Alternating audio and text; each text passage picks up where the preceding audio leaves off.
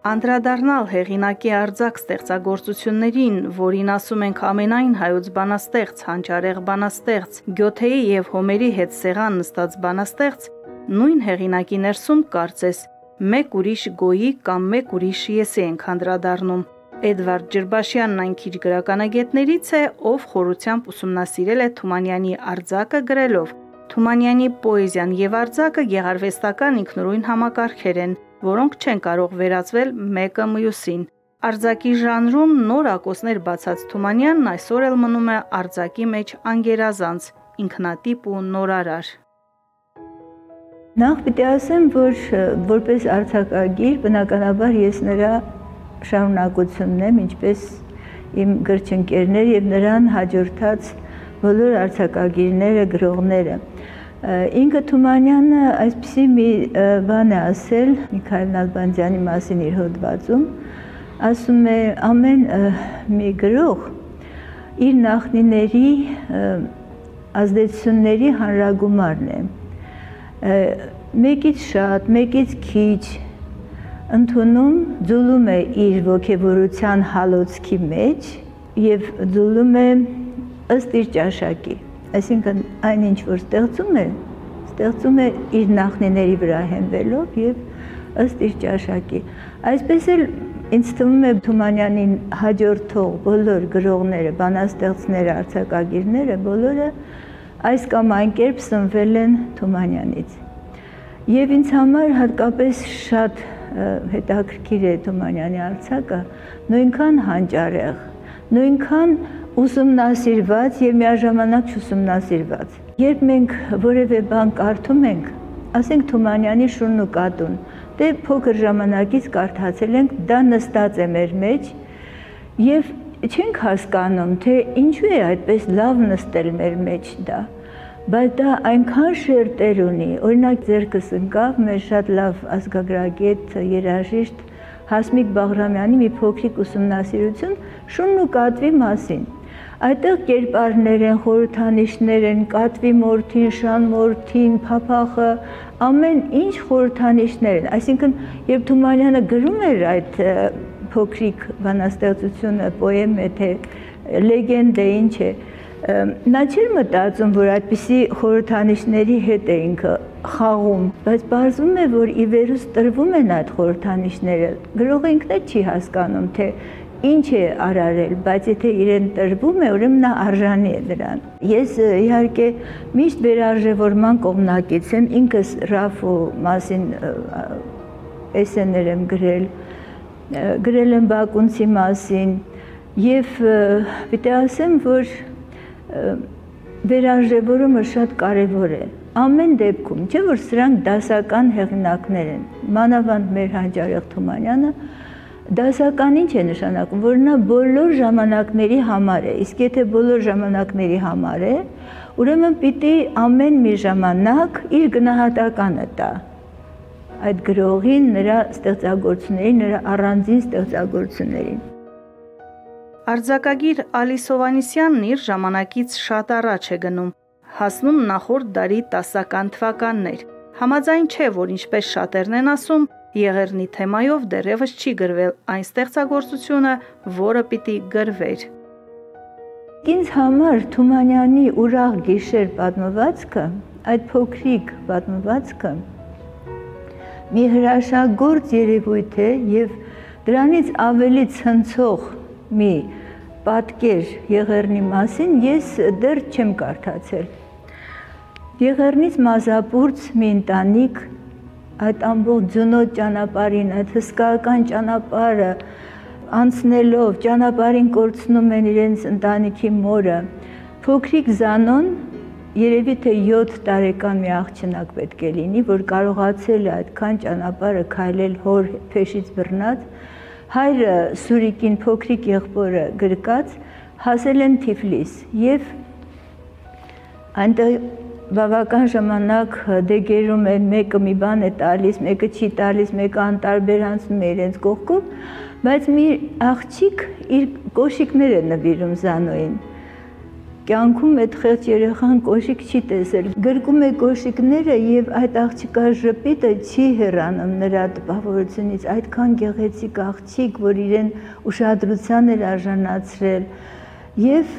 ահա գալիս է գիշերը, մի կերպ մի մեծ սրահում տեղավորում են բոլոր այդ գաղթականներին, որ պատերի տակ պառկեն, քնեն, լուսացնեն։ Այդ Թիֆլիսեցի հայկանայք բազմաթիվ շորեր են բերում, մեկ էլ հանկարծ նրանց մեջ մի խեղկատակ մարդո կար, որը ցիլինդր է դնում գլխին այդ օգնություն ստացած այս հագուստներից եւ սկսում է ծիծաղեցնել բոլորին։ Ամեն մեկը հագնում է այդ շորերը, կյանքում այդպիսի շորեր չեն հագել խեղճ կեղճուկներով, գիտի որ գյուղից են եկել, տրեխից բացի ուրիշ բան չեն հագել։ Եվ ահա մի քրքիջ, մի ծիծաղ է սկսվում սրահում, բոլորը սկսում են ծիծաղել։ Բոլորը այս մարտոյի խեղկատակությունից հետո ամեն մեկը մի բան է պատմում, ծիծաղում են, Զանոն էլ է ծիծաղում եւ ասում է, ուզեց Սուրիկին արթնացնել, որ նա էլ ծիծաղի։ Այս տողը ինձ ուղղակի ցնցում է ամեն անգամ, երբ ես կարդում եմ։ Եվ ասում է, որքան ծիծաղեցին այդ գիշեր, որքան ծիծաղեց Զանոն, ինչ ուրախ գիշեր էր, ինչ ուրախ գիշեր, այդպես էլ ավարտվում է պատմվածքը։ Սրանից ավելի մեծ հայի էությունը բացահայտող մի բան ես դեռ չեմ կարդացել։ Սա նշանակում է, որ այդ հույսը կա, ամենադժվարին կացությունից, որ թվում է այլևս ելք չկա, բայց ահա մարդիկ գտնում են ձև ապրելու եւ պիտի շարունակվեն։ Եվ սա մեր հարատեվության գաղտնիքն է։ Ալիս Հովհաննիսյանը Թումանյանից ազդվել է ոչ միայն որպես արձակագիր, նա 21-րդ դարում տեսավ ու զգաց Թումանյանի իր ժամանակ տեսած ու զգացած ցավը, եւ ինչպես պատմվածքում Թիֆլիսահայ տիկնայք եղան Արեմտյան Հայաստանից մի մութ, մռայլ ու ցեխ աշնան իրիկուն Թիֆլիս հասած գաղթականների կողքին, այնպես էլ տիկին Ալիսը եղավ Արցախցի բռնագաղթածների կողքին, օգնեց նրանց ինչով կարող էր եւ ինչպես կարող էր, եւ ինքն էլ գրեց մի արձակ գործ, տրիպտիխ, որն արժե կարդալ։ Ալիս Հովհաննիսյանի համար Թումանյանի գեղարվեստական արձակը շատ հետաքրքիր է ու հանճարեղ։ Նրա գործերը մեկը մեկից պերճախոս ու խորիմաստ, բազմաշերտ ու կատարյալ։ Երբ մենք դպրոցում անցնում էինք այս պատմվածքը, Նեսոյի Ղարաբաղնիսը, դե ասում են տգետ գյուղացիներ էին, դրեցին, քարը տաքացրին, նստեցին վրան, սպանեցին Նեսոյին, տգետ էին։ Բայց երբ մտածում ես եւ համեմատում ես այսօրվա տգետ գյուղացու հետ, ոչ մի տարբերություն չկա։ Նույն գյուղացին է, տգետը մնում է տգետ, հիմարը մնում է հիմար, խելոքը մնում է խելոք, եւ բացի դրանից շատ զավեշտ կա այդ թվում է թե առաջին հայացքից ոչ մի ողբերգական բան այդտեղ չես տեսնում։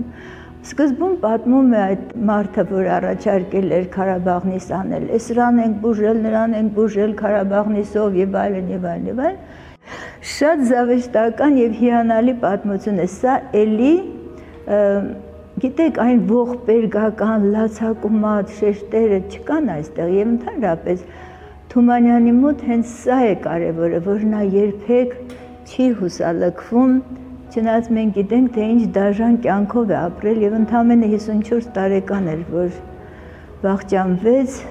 տառապանքների եւ անձնական, եւ հասարակական, եւ ամեն առումով տառապած մարդու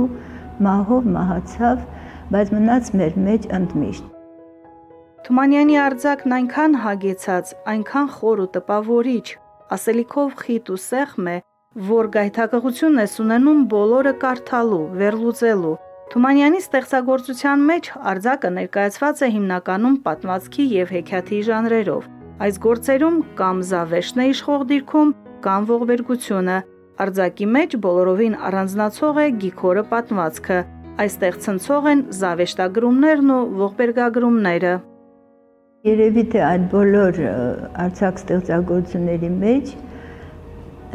գիքորը այն է, որ ողբերգականությամբ է ավելի շատ առանձնանում, բայց դա էլի ժամանակաշրջանի մի արտահայտություն է եւ միևնույն ժամանակ էլի մի այնպիսի երևույթ է, որ միշտ էլ կրկնվում է։ Գիքորը չի, մի ուրիշ երեխա է, այսօր կարող է, եւ դա է գաղտնիքը, որ մենք կարողանում ենք հասկանալ, ըմբռնել այդ ողբերգությունը, այլապես չենք հասկանալ։ Էլի նորից երբ դպրոցում անցնում են Գիքոր, ասում են, այ գյուղացի համբոն, աղքատ էր ապրում, դրա համար իր տղային բերեց քաղաք, բայց այսպես, բայց հիմա այնքան կան այդպիսի աղքատ ու խեղճ երեխաներ, այդպիսի խեղճ ընտանիքներ, հենց տեղահանվածների մեջ ես գիտեմ բազմաթիվ ընտանիքներ, որ չեն կարողանում հիմա տեղավորվել այս իրադրության, այս իրողությունների մեջ։ Այսինքն դրանք համամարտկային եւ հավերժական թեմաներ են, այդ ողբերգությունն էլ դրանցից մի մասն է։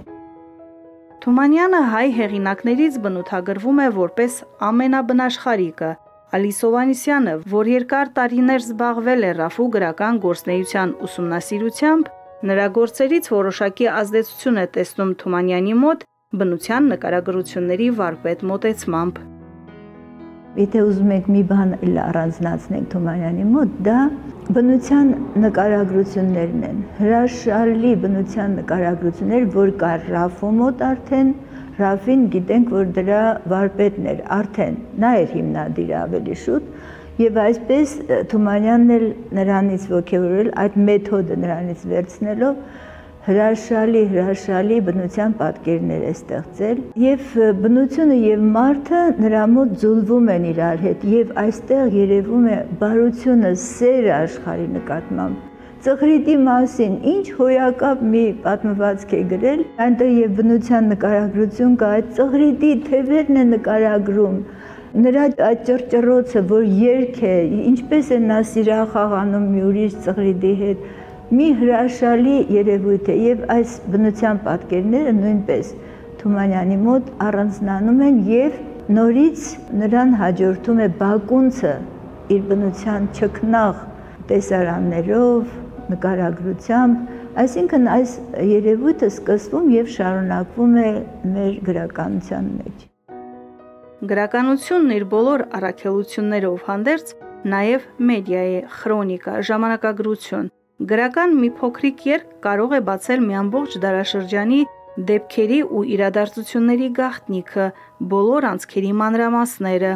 Թումանյանի քաջերի կյանքից պատմվածքն օրինակ տարողունակ ստեղծագործություն է, որը գրել է Աբովյանի «Վերք Հայաստանի» վեպից հետո, որը հետագայում նրա ընթերցանության խթաններից էր դարձել ու հսկայական գրադարանի առաջին գիրքը,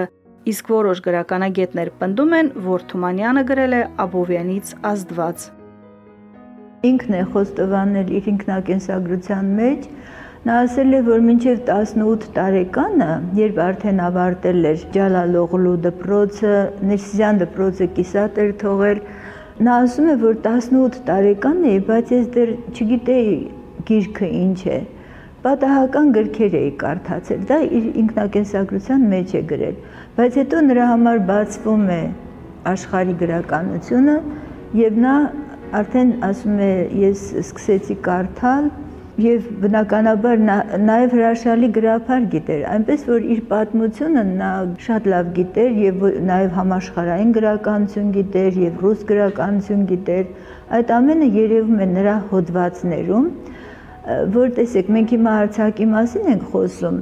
իհարկե պատմվածքները դրանք բոլորը գլուխգործոցներ են, բայց հոդվածները նրա էլի Արցախի նմուշներ կարելի է որոշ դեպքերում համարել, թեև նա հենց իր ժամանակաշրջանն է ներկայացնում, նամակներն էլ իր հերթին։ Օրինակ Պետրոս Ադամյանի նվիրված այդ հոդվածը նկարագրում է, թե ինչպես են ընդունել իրեն, նաև թե ինչպես է ինքը մասնակցել այդ ներկայացմանը, շատ հետաքրքիր պատմություն է։ Շատ հետաքրքրասեր պատանի է եղել, նրան մասսայական տեսարանի մեջ զինվորի դեր են տվել, բայց այնքան հետաքրքրված է եղել, աչքերը չռատ նայել է, թե բեմում ինչ է կատարվում եւ հետո ամբողջ այդ դեկորացիան իր պատճառով շուռ է եկել։ Հետո Ադամյանը ուզեցել է տեսնել իրեն եւ այսպես նա ծանոթացել է Ադամյանի հետ եւ շատ բարձր է գնահատել նրա արվեստը իհարկե։ Խոսել Թումանյանի ստեղծագործություններից եւ չանդրադառնալ նրա լեզվին նշանակում է ոչինչ չասել հեղինակի մասին, Ընդ որում հեղինակի վերաբերմունքը հարազատ Լորվա բարբառին բարբառային ձևերի գործածությունը եւ արձակում եւ պոեզիայում համաչափ են։ Թումանյանը այստեղ իհարկե շատ ճաշակով, շատ ընտիր, նա գիտի որտեղ պետք է բարբառ օգտագործի, որտեղ պետք է մաքուր գեղեցիկ զուլալ հայրենով գրի, դե նա դրա վարպետն էր։ Օրինակ իմ ընկեր Նեսոն պատմվածքի մեջ Նեսոյի խոսվածքը, երբ նա տեսնում է ընկերոջը քաղաքից եկած, հագնված, սիրուն, ընկերներին ասում է կասենաս պոչատ կաչաղակ լինի։ Եվ գիքորի մեջ էլ կան բազմաթիվ այդպես նախադասություններ, հիմնականում նրանք բարբառով են խոսում, հայր եւ որդի, դե բնականաբար նա գիտեր բարբառի օգտագործման ձևը, գիտեր դրա արժեքը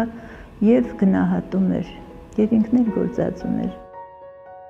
Գրականագետ Ջրբաշյանը բարձր գնահատելով Թումանյանի գեղարվեստական արձակը գրում է, որ նրա ողջ արձակի համար իբրև բնաբան կարելի է վերցնել ռուս մեծ բանաստեղծ Պուշկինի հետևյալ խոսքերն արձակի սկզբունքների մասին՝ ճշտություն եւ հակիրճություն, ահա արձակի առաջին արժանավորությունները, արձակը պահանջում է մտքեր ու մտքեր, առանց մտքի փայլուն արտահայտությունները ոչ մի բանի պետք չեն, եւ Թումանյանը, շարունակում է գրականագետը, գերադասում է կարճ եւ հատուն նախադասությունը, որը սակայն իմաստով եւ կառուցվածքով միշտ ավարտուն է, մատնանշում է ամենից էականը, առանց ծավալվելու եւ շեղվելու հիմնական նյութից։ Ըստ էության Թումանյանը կոտրել է այն կարծրատիպը, որ հեղինակը չի կարող միաժամանակ մեծ լինել եւ արձակում եւ չափածոյում։ Ասացի, որ նրա արձակը եւ ուսումնասիրված է եւ դեռ շատ ուսումնասիրելու կարիք ունի, որովհետեւ այդտեղ շերտեր կան հոգեբանական, փիլիսոփայական, որ պետք է բացվեն։ Այո, այդ տեսեք, մենք հասկանում ենք, որ շատ սիրելի մի բան կարդացինք, շատ լավ տպավորվեցինք, բայց թե ինչու տպավորվեցինք, ինչպես եղավ, ինչ գաղտնիք կա, ինչ սինթեզ կա այնտեղ, ինչ քիմիա կա, ինչ կա, այդ բոլորը պետք է դեռ բացահայտել։ Մենք հիմա փառք Աստծո եւ հոգեբաններ ունենք, եւ փիլիսոփաներ ունենք, եւ գրականագետ փիլիսոփաներ ունենք, այնպես որ դեռ շատ տեղ կա դրանք բացահայտելու։ Հիմա ավելի շատ հակված են մարդիկ մտածելու, որ Թումանյանը պոետ է, բանաստեղծ է, քան որ արձակագիր է, բայց ես այդպես չեմ կարծում։ Արձակագիր Թումանյանի տարերքը փոքր ժանրն է, ասում է Ջրբաշյանը, որի մեջ սակայն նա ըստ ամենայնի ծավալվում է եւ խորքով եւ լայնությամբ։ Նրա հեքիաթները մեր արձակի լավագույն նմուշներից են, եւ նրա կիսատ մնացած երազանքներից մեկն էլ անմիջապես առնչվում է հեքիաթին Հազարան բլբուլին, որն ավարտին հասցնելու համար հավաքել էր 60 տարբերակ, եւ ինչպես աղջիկը Նվարդն է գրում, ինձ հարկավոր էր 4 ամիս հանգիստ թողնեն, չխանգարեն եւ իմ Հազարան բլբուլը կգրեմ։ Երևի թե շատ բան դեռ պիտի աներ, բայց այդքան էր սահմանված իր ժամանակը եւ նա 54 տարիների ընթացքում հասցրեց այդքան շատ բան անել եւ արդեն 100-ից ավել տարի է նա մեզ հետ չի ֆիզիկապես, բայց մեր մեջ է գնալով ավելի է գալիս մեր մեջ եւ մենք ավելի ու ավելի պիտի հասկանանք նրան եւ վերարժևորենք։